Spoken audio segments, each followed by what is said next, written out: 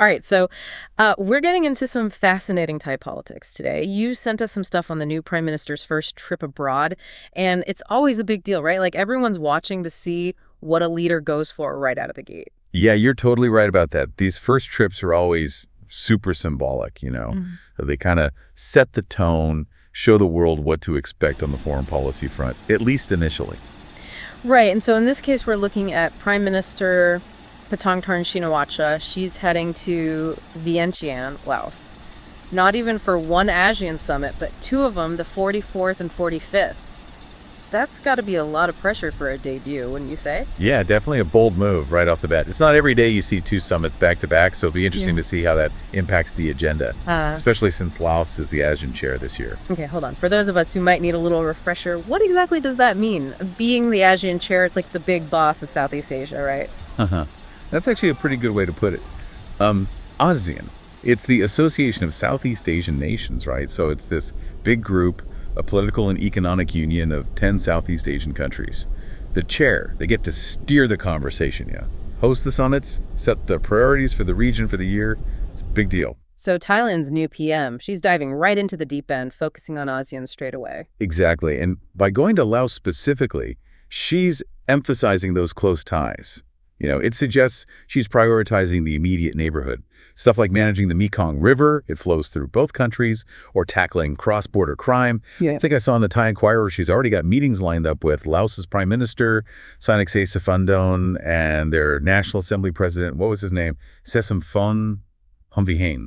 Yeah, that's it. Wow, busy schedule for sure. But these summits aren't just regional meet and greets, are they? You've got China, the U.S., India, all those global heavy hitters wanting a piece of the Southeast Asia action. Oh, absolutely. And that's where it gets even more interesting. These dialogue partners, as they call them, they've got a lot riding on Southeast Asia. Economic clout, strategic alliances, you name it. So how does a new prime minister, especially someone leading a country like Thailand, how do they even begin to balance all that? It seems almost impossible, like juggling, I don't know, bowling pins on a unicycle or something. Yeah, it's a real balancing act, that's for sure. And I think this trip to Laos will give us a sneak peek into how Prime Minister Paetongtarn wants to handle all that, you know, those global power dynamics. Will she lean towards China, the U.S., or try to walk this tightrope right down the middle? And then there's the whole legacy of her father, former Prime Minister Thaksin Shinawatra, right? I mean, his influence on Thai politics is huge. You can't just ignore that. No, definitely not. Comparisons are unavoidable. But, and this is important, it's still incredibly early in her term. This trip, it's a chance for her to start defining her own style on the world stage, separate from her father's legacy. Okay, so we've got the ASEAN Summits, we've got the Where Laos, a clear signal about regional ties. But what about the why? Why should any of this matter to our listeners, even those who aren't following every twist and turn in Southeast Asia? That's the key question, isn't it? And I think it boils down to this. What happens in Southeast Asia doesn't stay in Southeast Asia anymore. This region is becoming more and more crucial to the whole world. It's growing fast, and the decisions made there, they have this ripple effect. It impacts everything. We're talking global economics, security, you name it.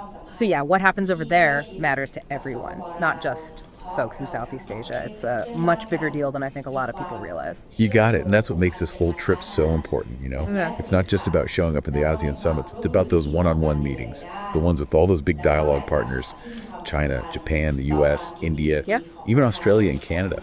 Each one's like a whole other puzzle for Thailand. Wow, that sounds incredibly intense, like a diplomatic obstacle course or something. Any clues about what they might actually, you know, talk about in these meetings? Well, you better believe it. Some of the biggest issues facing the region are going to be front and center. The South China Sea dispute, for one, especially when she's meeting with China and the U.S. Right. That's been a tense situation for a while now. What's the short version for anyone who hasn't exactly been brushing up on their maps of the South China Sea lately? Well, the simplest way to put it is you've got multiple countries, including China, all claiming they own the same parts of the sea, which, by the way, is a super important shipping route. Tons of potential oil and gas under there. So, yeah, it's a recipe for tension, especially with big players like China and the U.S. circling. Okay, so we're talking potential flashpoint.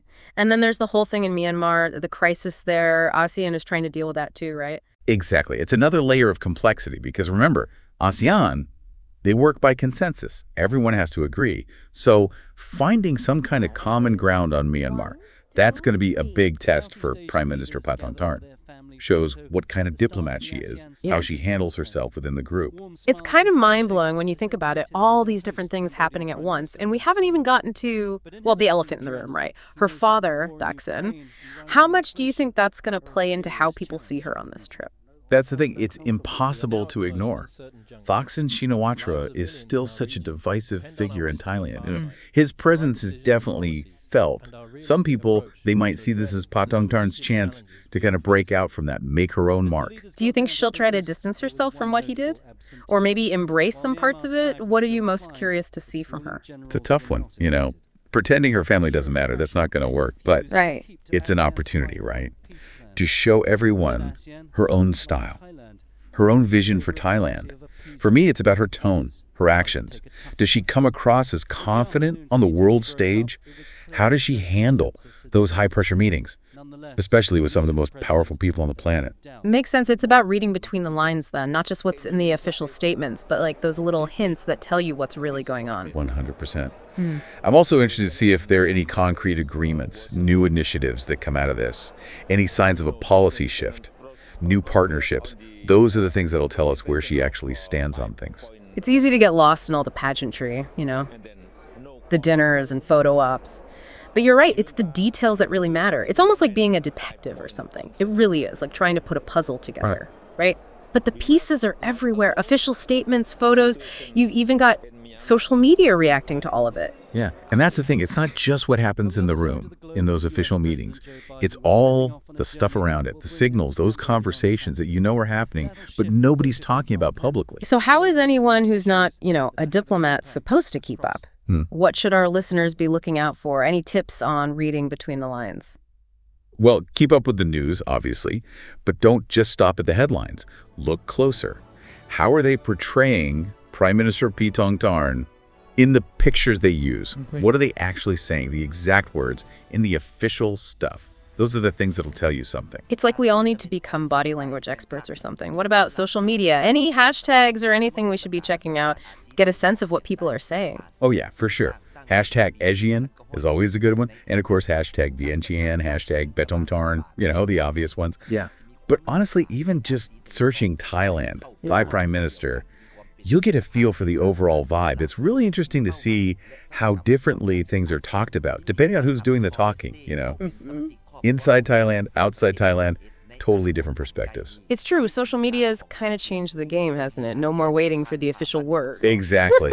And it kind of brings us back to why this matters to everyone listening, right?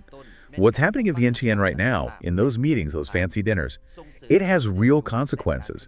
The stuff they agree on, the relationships they build or don't build, all of it trickles down. Trade, security, it all gets impacted. So even though most of us aren't, you know, signing treaties and stuff, it does actually affect us in a real way. That's exactly it. That's why you got to pay attention, even to things that seem really far away. Because once you understand what's going on, you understand why things happen the way they do and what might happen next. Well said.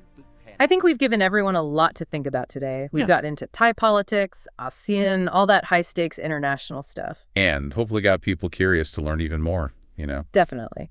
But before we go, one last thing for everyone to consider. We've talked about the what, the where, the why of Prime Minister Paetongtarn's trip. But the big question mark is how. How will she handle all of this? What kind of leader will she turn out to be? That's what we're all going to be watching. Absolutely. And no matter what, just stay engaged, stay informed, you know? Keep asking the tough questions. Couldn't agree more. Until next time, keep on exploring, keep diving deep.